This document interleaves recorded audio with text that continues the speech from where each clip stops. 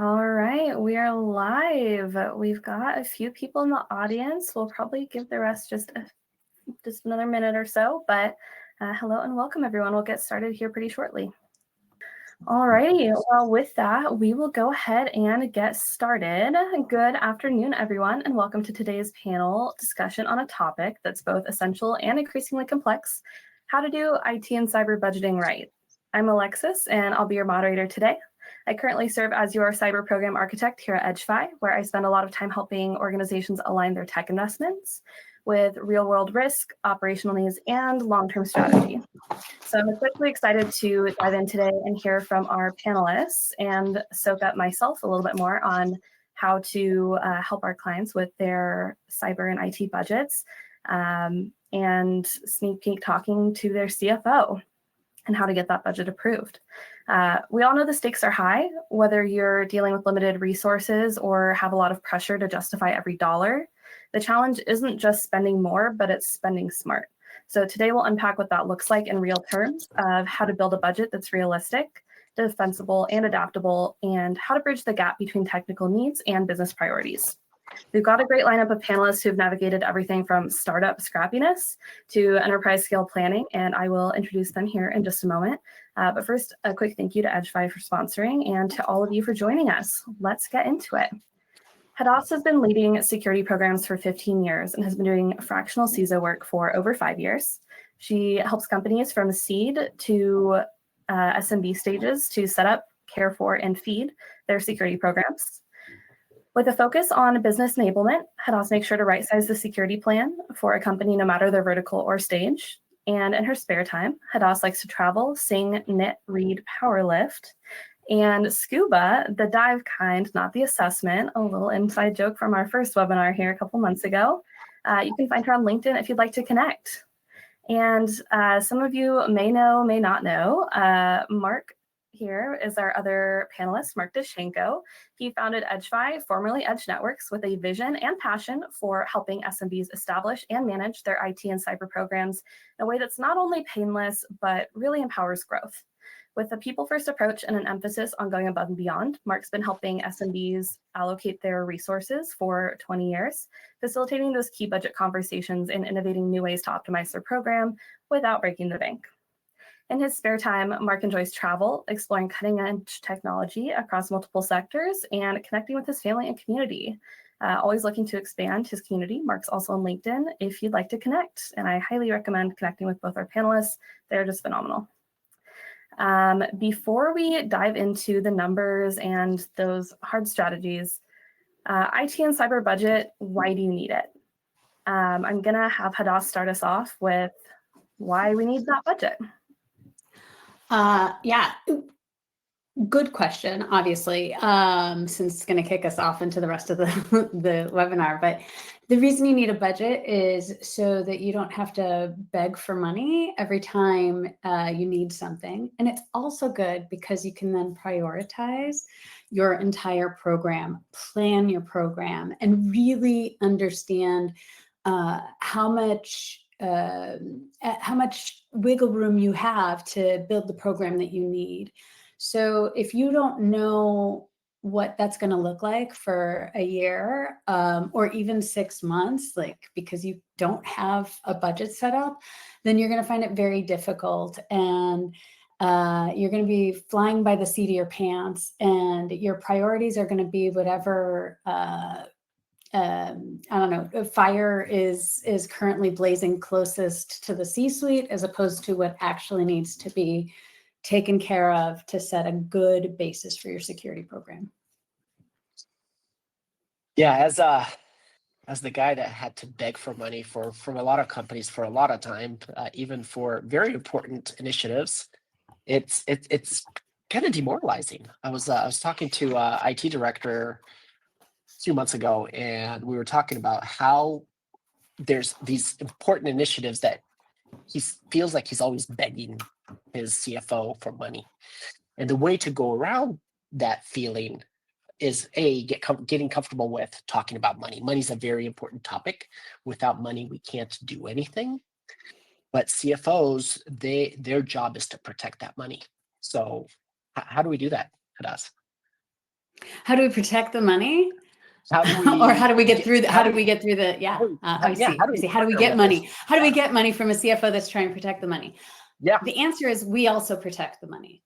That's a And so what's that? That's a super great question, and we will dive a little bit further into the how to get that money later in our webinar. But before we kind of dive into those numbers and how to have those conversations, let's talk about what's even included in an IT and cyber budget. So what are those things that we might be looking at? Let me see the Mark, slides. hit it. All right, Can Mark. we start with with this slide first? So how do we figure out what the budget should be? So typically it's it's based on the revenue of the company. A percentage of revenue is allocated to IT, just like it is to marketing, to resources, to payroll. There has to be a number associated, and each industry has their own number, like what the average is. And each company actually is different. I have a story for later about budgets. And then from that, we allocate cybersecurity budget. The whole IT budget includes your internet services. It includes your software for HubSpot, your Microsoft licensing, your hardware. Everything goes into that IT budget. And then once we figure that out, this is kind of a really simple breakdown of categories.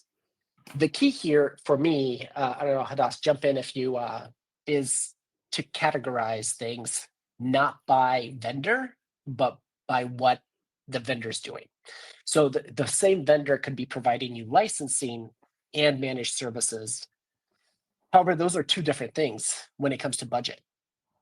We don't want to put all of that vendor into a specific category. And then cybersecurity, Hadass's favorite topic, 15% is what is recommended. What do you think, Hadass? You said 15%, 1.5? Yeah, Yeah. 1.5. I think it depends, right? It depends on what you qualify as cybersecurity. So to me, all of this is cybersecurity. I think any portion of your IT department has to have security around it, and you have to make sure that you're building it securely. Having said that, it looks like what you're talking about when you categorize this for security are, let's say, major appliances for security. And the problem that I have just specifically with this is that you have the EDR, the SIM, the firewall, MFA, security awareness training, all correct. But I don't see headcount to manage that, or I see managed services as a whole nother line item. And I think that oftentimes when we talk to the business about our cybersecurity needs and budgeting for 15%, we don't remember, oh yeah, if I'm bringing in, let's see, 1, 2, 3, 4, 5 different tools, I'm either going to need to bring in a managed service provider that can manage those tools, or I'm going to need to start bringing in headcount to manage those tools. And because it's never set it and forget it, it's always a constant tuning, constant care and feeding of your environment. 15% sounds like a good finger in the wind average. I think like 3 years ago, Deloitte was saying 14%. Let's bump it up another 1%. I think that's perfect. I would also say it also depends on your business. So if you are in high regulatory, high PII, high PHI environment, you're going to spend more than 15% of your budget on cybersecurity. It's going to be a necessity. If you're in a lower level, and PII, is personally identifiable information, PHI is personal health information, anything healthcare HIPAA requirements. So depending on what kind of regulatory compliance and just high level data you have, that's also going to change that number. But I think it's a good starting point. Yeah. Would that be more under the compliance and risk management side? Because we have a line item for compliance and risk management. Or would that also in our tool set or what our stack looks like from a cybersecurity perspective? And we're not taking into account. Sorry, go Go ahead. ahead. Go ahead. Oh, I was going to say we're not taking into account staffing. So staffing goes under HR, and that's a whole different budget to deal with. Well, maybe it does, but oftentimes if you're in charge of your own budget, it does include headcount as well. At least in my experience, it has. I would also say, and I would say that sometimes some of it goes into compliance and sometimes some of it goes into cybersecurity. So it also depends on the stage of your company and the stage of the maturity of your security program as well, as to whether compliance is under the umbrella of cybersecurity. And so then you need to say, okay, now I actually need 20%, or if it's its own thing. I'd also say, this is so much, I'm also saying so much. Again, it depends on the maturity of your program and your prioritization, how much money you're going to spend. At the beginning of your program, you might find that to get yourself to a point where you are just caring and feeding and tweaking and tuning, you might have to have a higher outlay than 15% to get yourself started. Yeah. I have worked with a client in the past who was being bought out from under another client. So they had to really they had to unmerge themselves and then build their own security program. And they had to do that all within like 4 months. And so that was a huge outlay of cash at the beginning to then go back to where they had been when they had all their tooling supported by their parent company. So again, I think that this is a great finger in the wind starting point, but I think that you have to be prepared to, especially if you're the one asking for the budget and speaking on the budget, to say, this is where we start and this is where we're going to get to. Yeah. So sometimes it would be more expensive to start, and then as you scale up, your costs scale down. Right. I think there's another really great point brought up on it might depend on your regulatory needs. And that also fits into the timeline, I think, a little bit, as we're talking about, maybe you have to be compliant with a certain framework suddenly and you weren't expecting it, and that takes additional budget. So with that, we did prepare a little slide to talk a little bit more about how might your industry affect this?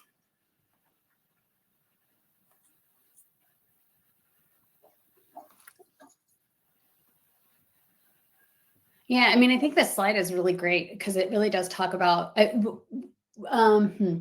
what you need to consider is what's your data, right? Like what kind of data you have. And so as you see, like healthcare, you're getting higher up in the average IT budget as a percentage of revenue. In the banking and financial services, even higher. And that really does relate to what kind of data you have and what kind of regulations you have. Yeah, so the less regulatory industries, they like hospitality and resorts, are 3 to 5% of revenue, and that could also be. It could be different. I've worked with a company they did 150 million in revenue, and I think they were spending like 700,000 in their total IT budget. Wow. Which was very efficient. So it really depends on the organization too. So you don't have to spend 3% or 5%. It's based on how much risk appetite you have. At the end of the day, the money spent on IT and security is money not spent on innovation. So as a company is growing, if we're spending 10% of our revenue on IT and security, that's 10% of our revenue that's not going towards growing the company, which is, in my opinion, more important. So it's a risk discussion at that point. What are we risking if we get compromised? Hadas, what's your opinion on that? I think it depends on what your company does. In some instances, when you increase your security, you are going to be able to increase your revenue because of your security being a sales point. So I think that, again, this comes down to really understanding, as the leader in IT and or security, really understanding your business and understanding what they're selling, how they're selling it, and what the market forces are for it, so that you can have that conversation with your CFO, which we're going to get into later. But you can have that conversation with your CFO of like, I am not just a spending line item. I'm actually going to help build the strategy and help the company make money. I also, real quick, just want to do a backtrack on something that we said earlier, which is the outlay at the front of setting up your security program might be more expensive. It also might be less expensive. So this again comes into the prioritization. It comes into potential of using or being more open to using open source technologies. So it doesn't have to be more. It might be depending on what your situation is. And I just wanted to make sure that was clear. Sorry, go ahead. Yeah, so around compliance, it would be more for sure, because there's a lot of heavy lifting that needs to happen around compliance and risk management. Quick question: can we do a quick poll? Like, how everyone that's on the call right now, who manages the IT budget for your organization? Just out of curiosity, hit yes or no.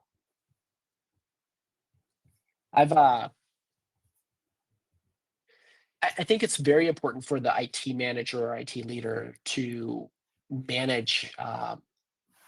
Looks like nobody's responding. I wonder if they know how to do the poll. Is on the on my screen. There's like on the right side, you can just click poll. Did I start it? For me, it's only showing poll results. Here, I'll reopen it. Oh, so somebody needed to start it. There we go. Okay. So CFO so far, any IT managers managing budget? Because that's where I'd like to see most IT managers be. Come on. Oh, there we go. We have one IT manager. Or how many is that? I don't know. Does it say how many? It just says percentages. Yeah, I think that's 3 answers so far. Okay. I think that we need to clarify also what manages the IT budget means. So maybe talk about that. Yeah. So as people are answering this. So at the end of the day, the way that I envision IT management is the IT manager, director, they need to manage a few key areas. One is make sure that projects and service delivery is done in a very efficient manner. And the second is how much is it all costing? If the CFO if you have to go to the CFO and ask, let's say in October, November, we're coming up to end of life for Windows 10. If you have to go to the CFO and say, hey, we need to buy 30, 50 new machines because their Windows 10 is going to be end of life, blah, blah, blah. We've already lost because we have to ask for that money. That money should have been in the budget last year or even the year before. That money you should have presented that to the CFO, got the $30,000, $40,000 that you need allocated, and then you go and you spend that money. Once you spend it, you go report back to the CFO and say, hey, this is how I spent the money. If the CFO doesn't trust you with that kind of budget or with making those decisions on their own, there's a big relationship problem, in my opinion. Yeah, 100%. I think that, and also maybe it could also be that you're new and your CFO understands that, or it could be the business is new. And so he doesn't know relationship problem. He doesn't know whether he can trust you. And I think that there's ways to deal with that. One is find out when they're doing the budgeting, not when the budget comes out, but when they're starting to talk about the budget. So oftentimes a company's budget will come out for the new year. It'll come out in October and you'll know what you'll get for January. That's too late to ask for money. You should know in June what kind of things you want to plan out for. Let's say we're in 2025 right now, so in 2026. You should know in June what you want to plan out for 2026. Assuming you get all the things that you've prioritized for 2025 done, saying, hey, okay, this year we spent $30,000. Next year, I'm actually going to need more or less, and this is why, and line item it as best you can. And then go to the CFO and say, hey, I know budget talks are going to be in a couple of months. I wanted to sit with you and talk about it now as to what I think we need to have happen, and start building that relationship. Because I guarantee you that the CFO has a lot of other things that they want to do rather than create and run the budget for every single one of the departments within the company. So the more you go, and I think this about anybody's job, like any role, anything, is instead of going to somebody and asking them for something, go to them with what you think the answer is already and say, hey, I've been thinking about this thing. Here are my ideas. Tell me how to flesh this out and clean it up so that we're in agreement. I once had a great manager. I used to work at Terminix as a salesperson. And then I went into the back office and was an administrator. This is years ago. And I had this amazing, amazing manager. His name was Dan Fowler. I will love him till the day I die. And I kept finding things wrong in the way we did administration in this one branch at Terminix. And every day I would walk in his office, I'm like, Dan, we have a problem. Boom, boom, boom. And he's like, yeah, that is a problem. And like the next day, Dan, we have a problem. Oh, yeah, those are problems. Yeah. And then finally I came into his office. I was like, Dan, we have a problem. He's like, all right, Hadas, you are not allowed to come into my office anymore with any problem unless you come in with 3 different solutions as well. And it changed my life. And I think anytime you want to have a conversation with somebody about wanting something from them, come up with an idea, a couple of ideas of what the answer might be so that they can work off of your ideas. They have something to think about already instead of just throwing it in their lap when they already have a million other things to do and you're not really going to be a priority. Yeah, essentially the IT manager's job should be to solve problems. Oh, go ahead. I'm going to cut you off there just to make sure we can get to the rest of our topics before we ask the lovely audience some questions. Great information today. I think everyone's going to get so much value from this. But I will connect a couple dots really quick before we proceed forward. So looking at this current slide, the how much, that percentage, what do we do with that as we are trying to calculate budget? And Mark kind of went rogue, gave us a little sneak peek, which we will send this out after the webinar so that you can take a look at it. But that percentage that we're looking at by your industry in this slide, that's the percentage, that IT budget percentage that we're going to plug in to this formula. So just to connect the dots, when you're looking at this later, that percent will go into this formula. But with that being said, we're going to jump right along because I think one of the things that we're all dying to talk about the most and dying to know is that how do we talk to our CFO about this? So we've already kind of hinted at this. Before we get started, we will do one more poll here that I'm getting started. Do you enjoy talking about money to the CFO? And bonus points, if you put in the chat, do you think you'll answer differently after we talk about how to talk to your CFO and how to partner with them?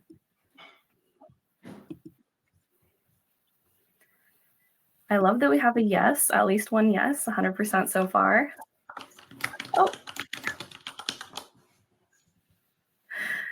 All righty. Keep them coming.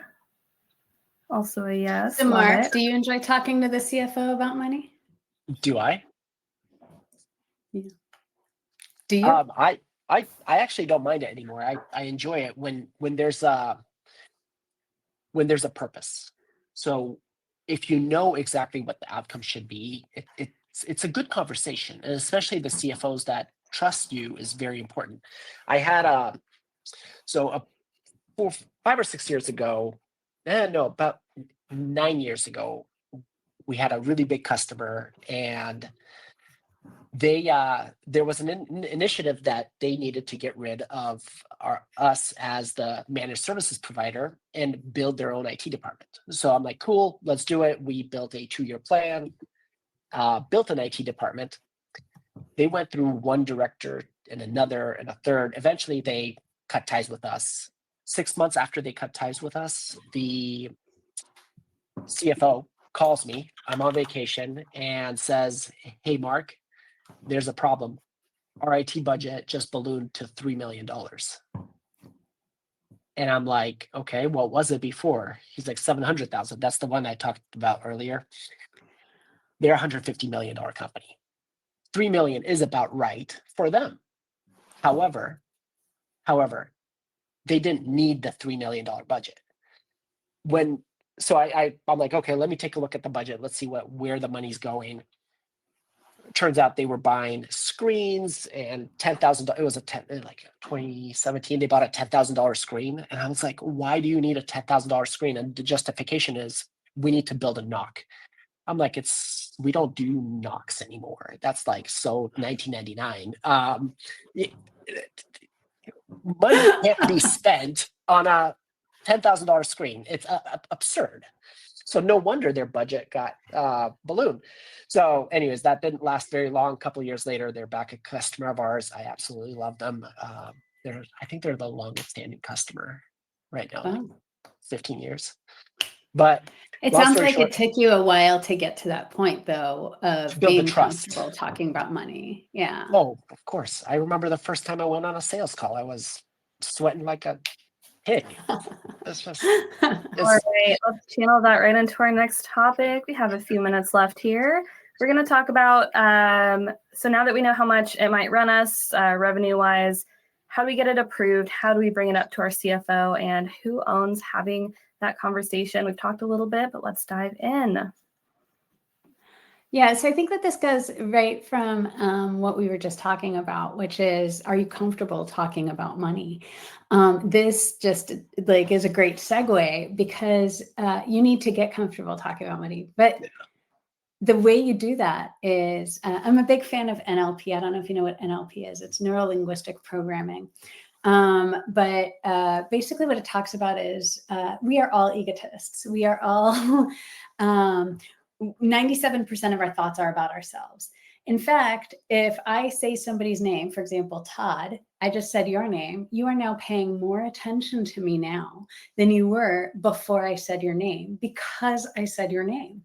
And so once you recognize that, you can actually use that to your advantage when talking to people about the things that you want, which is if you frame the discussion from things that are important to them, if you frame the discussion through their eyes, you will have better outcomes. Now, I'm not trying to get you to manipulate people. That's not what I mean. What I mean is when you go to your CFO and you're asking for extra money for an EDR you weren't expecting you'd need to buy or replace, instead of going to them and saying, I need another $200,000 this year, what you do is you talk to them about what the risks are to the company financially if you don't get it. You talk about what would happen if you don't change anything financially to the company and what would happen if you do change things and it works out. The more you talk to a CFO from the perspective of the bottom line of the business, the more successful you're going to be because that's what their lens is. That's what they care about. If you're not talking to CFO, if you're talking to HR about something you need, then talk to them through the lens of what is important to them. So what's important to HR is lowering turnover, is engagement, is making sure that people show up. So you think about that when you're having your conversations with them. so essentially about the goals of that individual is one thing. The second thing is the goals of the business, right? Because each one of us, like you said, are egotistical. We have our own goals. So within a greater organization, there's company goals, and then there's my personal goals. As the CFO, the personal goals are, hey, I need to make sure the company's operating at peak performance. We're saving money so that the board, the shareholders are all, they're not going to cut my job. That's important. So from an IT director's position or IT manager, CIO, whoever, you have to go to the CFO or to the board saying, hey, this is what I'm going to spend next year. And this is how each dollar that I'm going to spend is going to directly support the goals of the business. So Yeah. people So don't the care about business should tools. have the business should have OKRs, right? And even if they're not called OKRs, they should have OKRs. These are our top 3 objectives for this year. And the way that we're measuring these objectives is through these key results. Now, each of those key results for each of those objectives is the next levels down actual objectives. So if your objective is to grow revenue by 10% and the key results are increase customer base, lower spend, and whatever to get that revenue, then me as the next level down from the CEO who created those objectives, those are my objectives now. My objective is how do I, through my security plan, figure out how to grow our customer base 10%? Is there a way that my security roadmap can help with that? If not, I need to really think outside of the box and start finding a way to do that. Yeah. The more you support what the business is doing, the more they'll support you financially to do it. Yeah, that you bring up OKRs. I absolutely love OKRs. People get carried away with too many. It's so hard to keep them to just 3. That is so hard. But here's another one. We're committed to budget accountability. Being accountable as the leader for your department is showing the CFO exactly what matters. So some of the KPIs that you could use are like tracking cost per user. So instead of detailing, oh, this is the tools that we buy and the tools do this, the CFO doesn't care about the tools. The CFO doesn't care about the technology. All they care about is the bottom line. Are we tracking it on a per user basis? How are we spending the money? How are we utilizing the money? Because if that money is allocated to you and you're not spending it, that's also a problem. But we can talk about that another time. I think that also helps build trust with the CFO, that you understand how money works for the company, and it's not just, I need money. So. Yeah. Understanding how money works, that's great. Yes. All right, well, I am going to kick off our Q&A. We've already got a couple of great questions here, but before I do, we have this little slide with kind of a mantra for you. Take ownership, speak the CFO's language, and track your impact. That being said, we'll dive into some questions.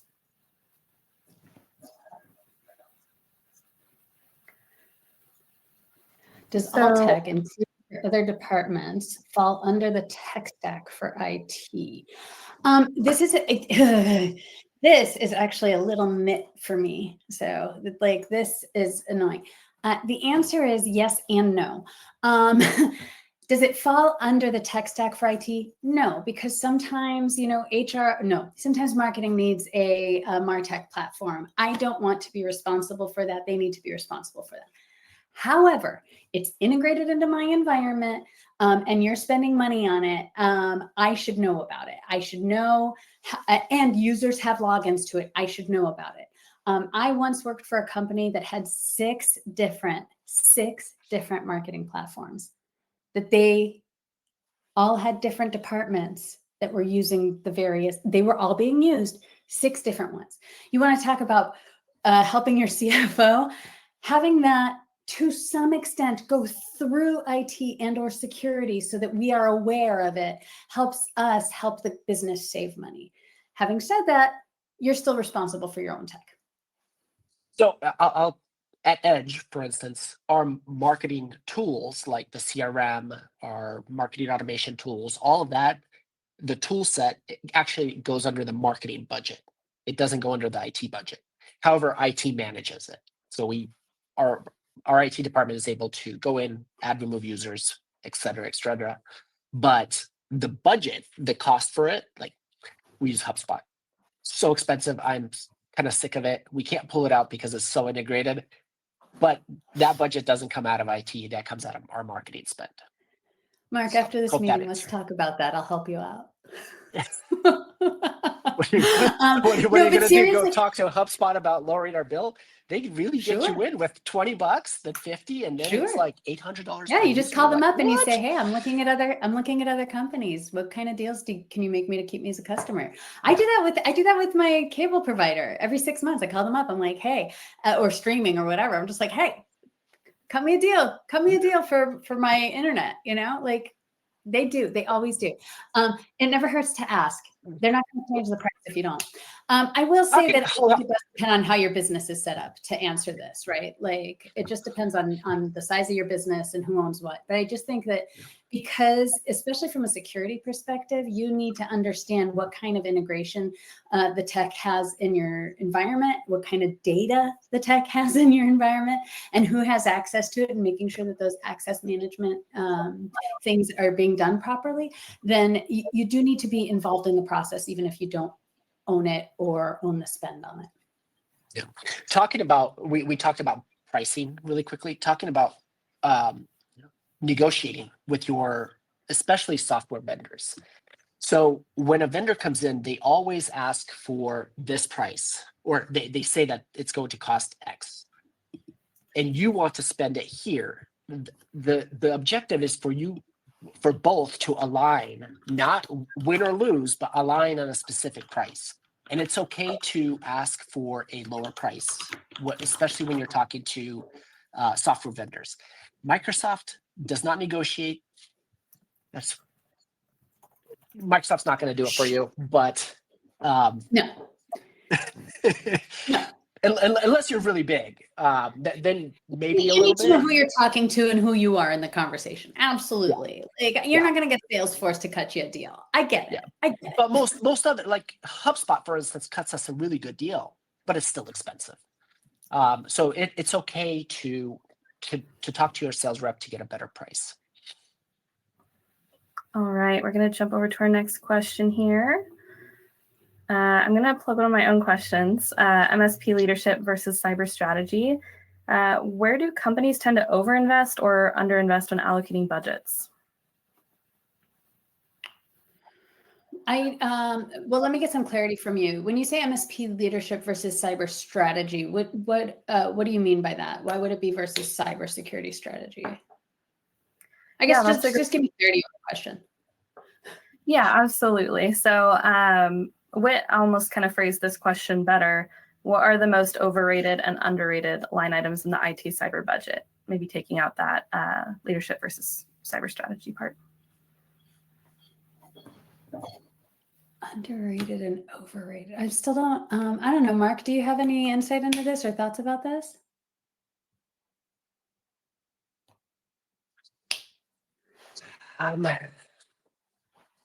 Typically, the IT budget is oftentimes very lean. We do have a lot of shadow IT that companies tend to spend a lot of money on and then have a really hard time pulling it out. One is we have a customer that uses Dropbox, Box, Google Drive, and some other ones. It's like, why? Why not consolidate As long as everything? they're not using Zippy Drive.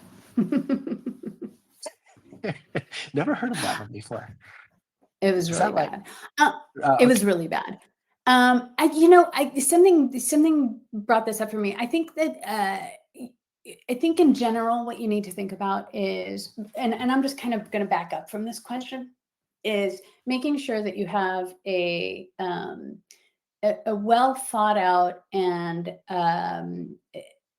what's the word when you can talk about something. I can't think of the word, and the word is being able to talk about something. Here you go. But what a well thought out and let's say marketable idea for what you want. And when you have that, then you're gonna do this correctly. So for example, all security program, talking security, because that's where I've practiced, right? All security programs need to have a level of vulnerability management. All of them need to have a level of asset management. All of them need to have access and authorization management of some sort. And if you can articulate, that was the word I was looking for, guys. I'm here, I'm all here. If you can articulate, these are the things I need, and everything else is next tier or, wish to have as opposed to have to have, then you will figure out how to not have underrated or overrated items, line items in your IT budget. Alrighty, next question from Victor. So when you're a startup that doesn't have revenue yet, what percentage do you go off of? How much do you prioritize IT and cyber budgeting? What's your data? Well, I love this question because my first initial reaction is like, don't spend any money, get some revenue, and then figure out how to secure it. That's my opinion on it. As a startup, you have to save as much, and well, don't. I think you might be frozen there, but figure out how to do it yourself. In my opinion, Hadas, what happened to you? Oh no, I think we broke Hadassah's computer. Did we, Alexis? I don't think so. I think she's in twice. Hold on. Oh no, I wish I'm gonna do a screenshot. This is hilarious. I mean, add it back. Is that a good picture? I froze. Oh my god, Hadassah, you should see it. It's absolutely hilarious. I can't. I see me now. I see the live version of me. I don't see the frozen version of me. I hope it's a very expressive face. Hold on. There, look. You can't see it? No. I can't. Okay. Anyways, No, that's okay. it You'll froze show me while later. you were just absolutely appalled with what I said. I think you are going to I tell me. wasn't. Yeah. I wasn't. No, Okay. I totally agree with you. Use AI, use open source, especially if you're five guys in a basement, man. Get out of the basement, make some money, and then you can do cyber. Now, having said that, it also still depends on your data. So just make sure that you're protecting your crown jewels. And oh my God, if you can build with zero trust in mind, because you can bootstrap that. You can totally bootstrap that. You do not have to purchase that. But if you can build with zero trust in mind, you're going to be so ahead of the game that you're not like, do that, because that's the hardest thing to Band-Aid. Yeah, bootstrap it and spend as little money on security, but do the best. Understand that if you're collecting PII, it's your responsibility. You're going to be in trouble if it leaks. So do the best that you can. I do like. What can you afford as a startup, Tom? So what are some of those first things that they should prioritize? We looked at what's included, but which of those things should they potentially look at first? What are going to be those first foundational items? I hope I'm not speaking too much for Tom here, but.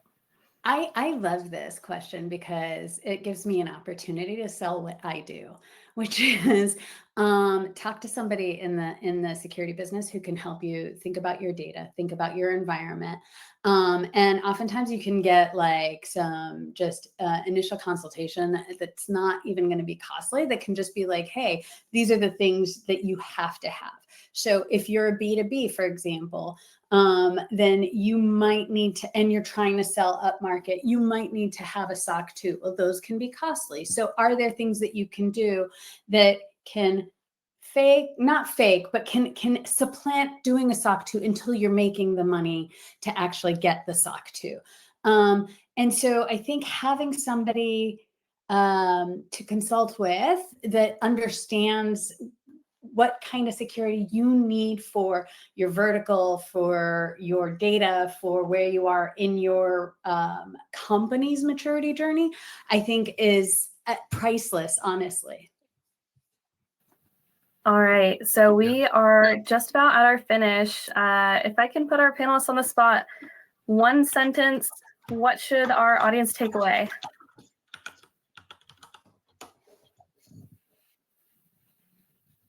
I mean, I think that get more comfortable talking about money. Get more comfortable not only talking about money, but really know your business. The more you know your business, the easier it'll be to talk about money. All right, Mark, rapid fire. I'm sorry, I got carried away reading some of the in the public chat. There's some really good stuff there. Like, for instance, Todd was talking about don't present anything that'll be outdated in a few years. That's very important. So think as a leader, think further ahead in time. Michael has some really good stuff to say. I mean, there's a lot of tools that we can leverage to make security not so expensive, make things not so expensive. We will provide a copy later for review, but I think we are right about at time. Thank you everybody so much for joining. Connect with me on LinkedIn. Yes, connect with our wonderful panelists on LinkedIn and let us know if you have any questions. Otherwise, we'll be sending follow-up materials. One thing, take ownership, speak the CFO's language, and track your impact. Those are the three things that you need to remember going forward. Was that the question, Alexis? I think so. Anyways. One sentence. All right. Take care, everyone. Have a great rest of your Wednesday.